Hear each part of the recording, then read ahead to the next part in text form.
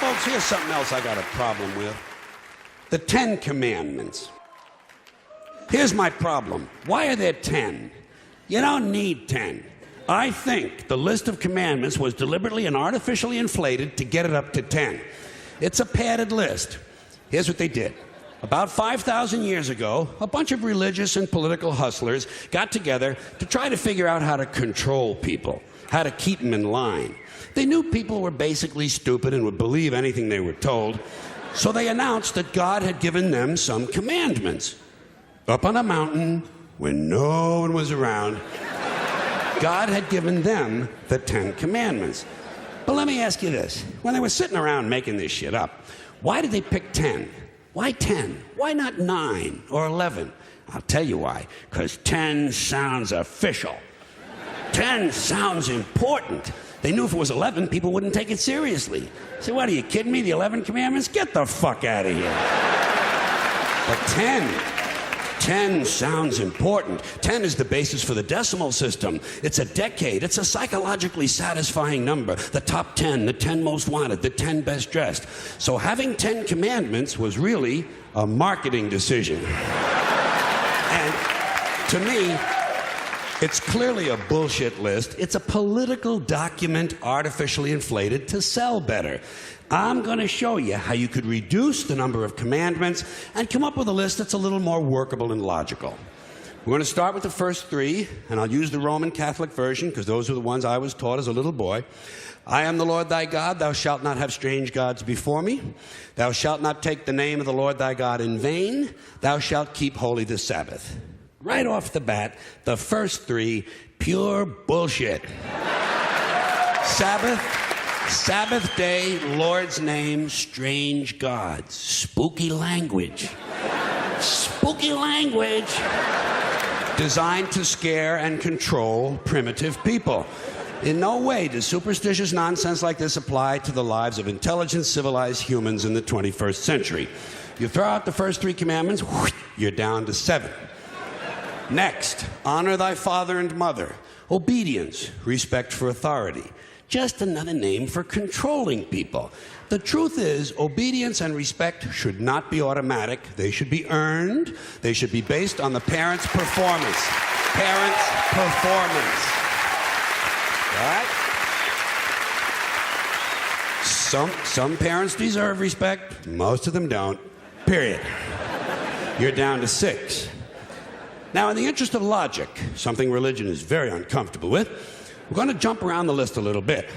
Thou shalt not steal, thou shalt not bear false witness. Stealing and lying.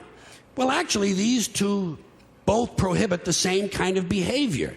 Dishonesty, stealing, and lying. So you don't need 2 of them. Instead, you combine them and you call it thou shalt not be dishonest. And suddenly, you're down to 5. And as long as we're combining, I have 2 others that belong together. Thou shalt not commit adultery. Thou shalt not covet thy neighbor's wife.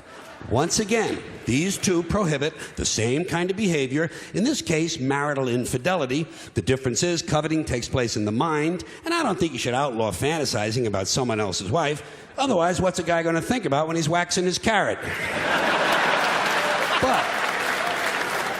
But marital fidelity is a good idea, so we're going to keep the idea and call this one, thou shalt not be unfaithful. And suddenly, we're down to 4.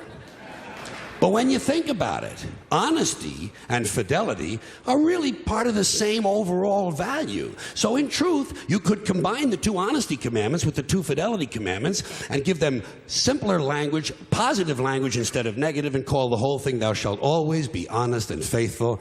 And we're down to 3. Thou shalt, they're going away fast. Thou shalt not covet thy neighbor's goods. This one is just plain fucking stupid.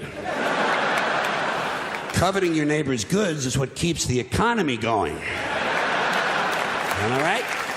Your neighbor gets a vibrator that plays "O Come All Ye Faithful." You want to get one too. Coveting creates jobs. Leave it alone.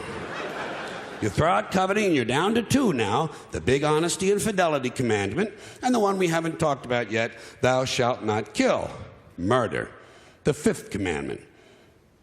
But when you think about it, religion has never really had a big problem with murder. Not really. More people have been killed in the name of God than for any other reason. All you have to do...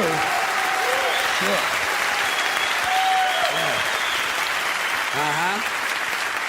All you have to do is look at Northern Ireland, the Middle East, Kashmir, the Inquisition, the Crusades, and the World Trade Center to see how seriously the religious folks take thou shalt not kill. The more devout they are, the more they see murder as being negotiable. It's negotiable. You know? It depends. It depends. It depends on who's doing the killing and who's getting killed.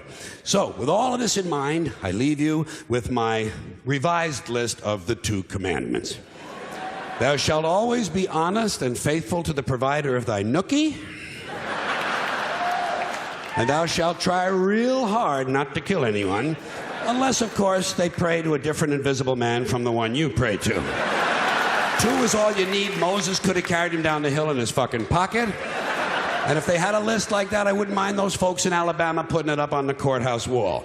As long as they included one additional commandment, thou shalt keep thy religion to thyself. Thank you, everybody. Thanks for coming in. I appreciate it.